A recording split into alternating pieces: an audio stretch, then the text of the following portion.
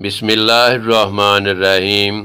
میں ایسے معاشرے کو کیا نام دوں جہاں پر فلموں ڈراموں میں موجود درد اور تکلیف پر رونا آتا ہے، مگر اصلی زندگی میں کسی کے دکھ درد کو ڈرامہ سمجھا جاتا ہے۔ انسان ڈرامہ دیکھ کر روتا ہے اور اصل لوگوں کے رونے کو ڈرامہ کہتا ہے۔ ٹھکانہ قبر ہے تیرا عبادت کچھ تو کر، کہاوت ہے خالی ہاتھ گھر جایا نہیں کرتے۔ اچھی کتابیں اور اچھے لوگ فوراً سمجھ میں نہیں آتے، انہیں سمجھنا پڑتا ہے۔ پہلے شرم کی وجہ سے پردہ کیا جاتا تھا اور اب پردہ کرتے ہوئے شرم آتی ہے۔ وقت جب فیصلہ کرتا ہے تو گواہی کی ضرورت نہیں ہوتی۔ عورت کی عزت کیا ہوتی ہے، یہ بیٹی کا باپ بن کر پتہ چلتا ہے۔ ڈوبنا ہی پڑتا ہے ابھرنے سے پہلے، غروب ہونے کا مطلب زوال نہیں ہوتا۔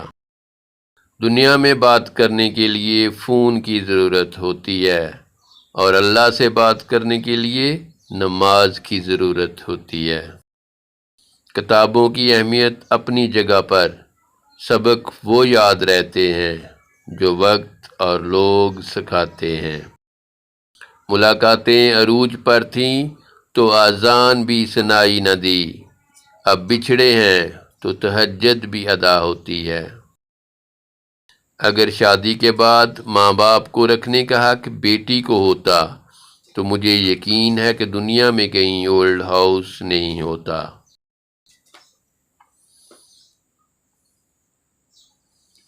بیٹی وہ پھل ہے جو ہر باغ میں نہیں کھلتا۔ انسان کو حکم تھا کہ نفس کو مار دو، مگر انسان ضمیر کو مار بیٹھا۔ ہر کوئی مارنے کے لیے پتھر نہیں اٹھاتا، کچھ لوگ یہ کام لہجوں سے بھی کر لیتے ہیں۔ انسان کی سب سے بڑی خطا یہ ہے کہ وہ اللہ سے پہلے انسان کے سامنے روتا ہے۔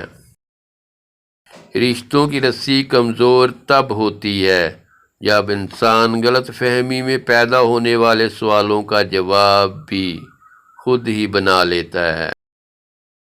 لوگ برائی تو ہنس ہنس کر کرتے ہیں، لیکن اس کے نتائج رو رو کر بھگتتے ہیں۔ عورت کی وفا کا پتہ اس وقت چلتا ہے جب مرد کے پاس کچھ نہ ہو، اور مرد کی وفا کا پتہ اس وقت چلتا ہے جب اس کے پاس سب کچھ ہو۔ پیسے کی امیری تو عام ہے، مگر دل کی امیری اللہ تعالیٰ کسی کسی کو دیتا ہے۔ خواہشوں کا وزن جتنا کم ہوگا، انسان اتنا ہی خوشگوار زندگی گزارے گا۔ زیادہ سوچو نہیں بلکہ زیادہ سے زیادہ استغفار کرو، کیوں نہ کہ مسائل زیادہ سوچنے سے نہیں بلکہ زیادہ استغفار سے آسان ہوتے ہیں۔